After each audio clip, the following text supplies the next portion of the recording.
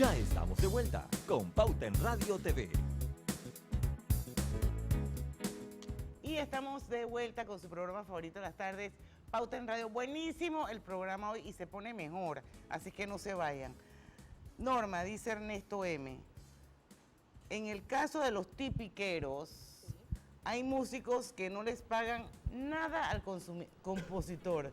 ¿Qué puede hacer el compositor? Bien, están hablando de pagarle el músico al compositor. Bien, yo le respondo al oyente o al que tuiteó. El músico no le tiene que pagar nada al compositor.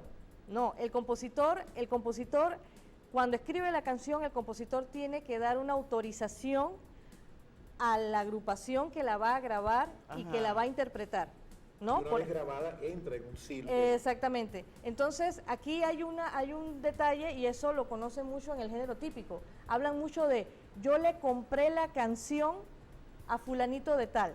Bueno, le digo al oyente que no, el término está mal utilizado, porque el autor siempre va a tener el derecho de pedirle a ese músico que le va a grabar, oye, yo te pongo mi canción a disposición. La sede. Para que él autoriza. Como concesión. La autoriza, pero yo quiero regalías. Tú me tienes que reconocer regalías, y eso no lo paga el músico al compositor, sino la casa disquera, que aquí en Panamá, en el caso de los tipiqueros, son los propios tipiqueros que hacen las veces de ellos mismos de las casas disqueras. Estamos hablando de SS Record, Sammy Sandoval, estamos hablando del caso de Corporación Musical, que es la agrupación de Nito Vargas y los Plumas Negras, estamos hablando del caso de Junior Record, que es el mismo Ulpiano Vergara, ¿no? Es la casa disquera la que paga las regalías al autor si logra la venta legal de todo ese material de obras musicales que están en el máster del CD. Y si no existe una casa disquera, por ejemplo, ¿qué pasa ahí en ese momento? Pero es que alguien te tiene que grabar. No, porque yo digo, alguien por te ejemplo, tiene que grabar. Uno piensa por lo general que una casa disquera es una empresa. No, una casa disquera puede ser una persona natural. Puede ser un una cangrejo. persona natural. De hecho, Vamos a crearla. De hecho, ese es el movimiento. Ahora son los propios artistas nacionales, y saludamos a Gretel Garibaldi, a Ani Tobar, Camilo Navarro, que son ellos mismos como artistas que logran financiar sus propias producciones, y eso los convierte a ellos en casas disqueras. en sus propias casas disqueras. Iván Barrios también, ¿cómo no? Hace un rato, Norma, antes de irnos al cambio, hablábamos precisamente de si realmente en Panamá, cuando detectaban a alguien que estaba violentando los derechos de autoría de un tercero, si realmente le caía el peso de la ley. Bien, estamos hablando de casos de plagio, no de piratería, me imagino. De plagio.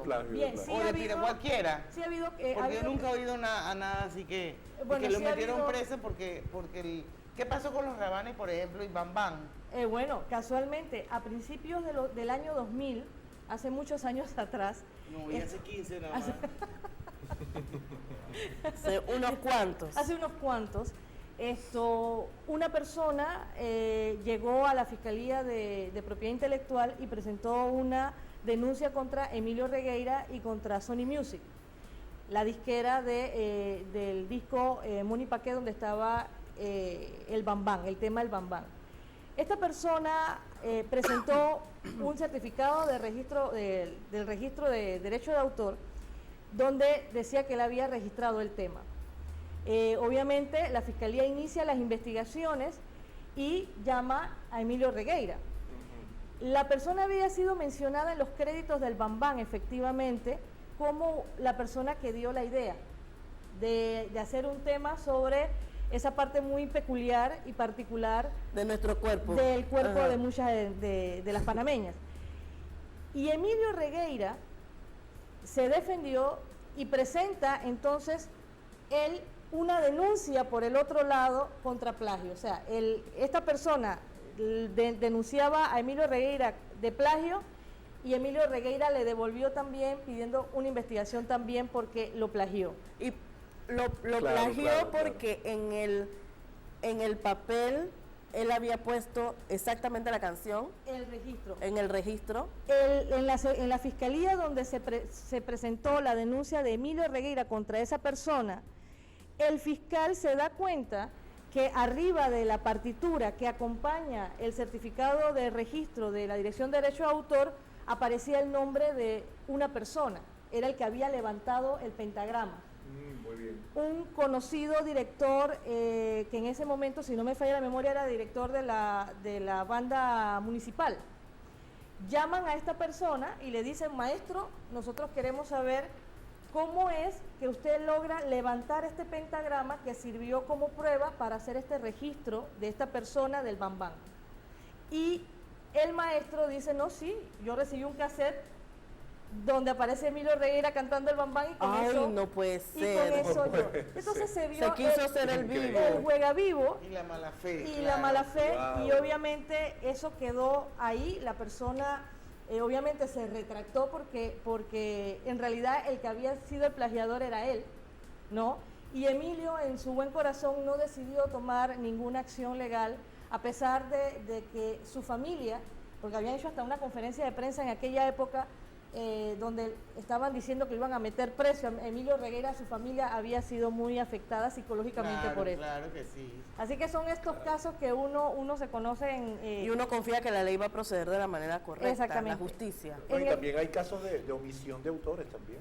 Exactamente también. Yo tengo un caso muy conocido, por ejemplo, el tema Bamboleo de Julio Iglesias, que él lo mezcla con Caballo Viejo, el famoso tema Caballo Ujú, Viejo así de Simón Díaz, del venezolano Simón Díaz. Entonces, nunca aparecía en el tema Bamboleo el autor Simón Díaz. Exactamente. Entonces Simón Díaz se encargó durante mucho tiempo de recuperar, hacer una campaña mundial para recuperar la autoría de Caballo Viejo en la versión de Julio Iglesias. Exacto. Hay una pregunta Por ejemplo, ¿no?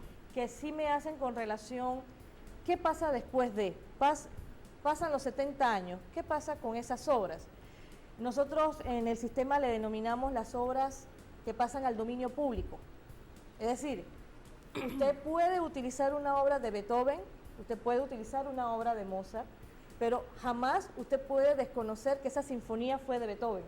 Claro, Pero es un usted- derecho moral. Pero siempre va a ser un derecho moral. Es un derecho Pero moral. usted lo puede utilizar. Entonces, Utilizar como utilizar, pero no modificar. No modifica. pero no modificar. Ok. O sea, usted puede, o sea, Hacer un pueden, arreglo, se pueden puede hacer hacer un un arreglo arreglo, distinto. exactamente, ¿no? Pero Digo, pero no puedes hacer un reggaetón con la canción con la música de Beethoven. ¿O sí se puede? Bueno, No, sí, sí se puede, sí sí se se puede. puede. De Sí. hecho, recuerden esto, Roque arreglo, sí. Amadeus de Exacto. Falcó, el alemán, que falleció años después, fue tomada en base a una sinfonía Sí, es cierto. de Beethoven. Claro. Oye, muchas Amadeus, muchas sinfonías de Beethoven han Amadeus. sido De Mozart, utilizadas. perdón. Claro. así Han es. sido utilizadas de Beethoven, han sido utilizadas en la música pop. Así también. mismo es. Así mismo. que yo creo que el arreglo no altera para No, el nada, arreglo no siempre y altera. cuando se reconozca la partitura original y por supuesto el autor original, ¿no? Así es. Así es, bueno, no, interesante también. Ahora, América Latina, ¿cómo se mueve América Latina en todo esto? Porque veo que hay países cuyo derecho de autor está muy desarrollado. ¿Y América Latina cómo se maneja allí? ¿Cómo está el panorama en América Latina?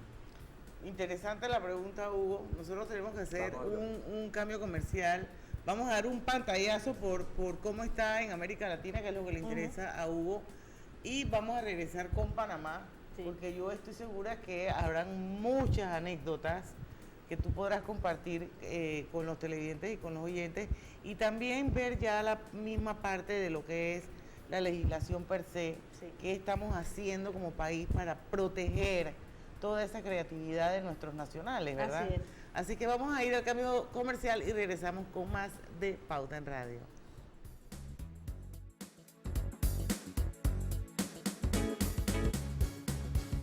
Ya volvemos con Pauta en Radio TV.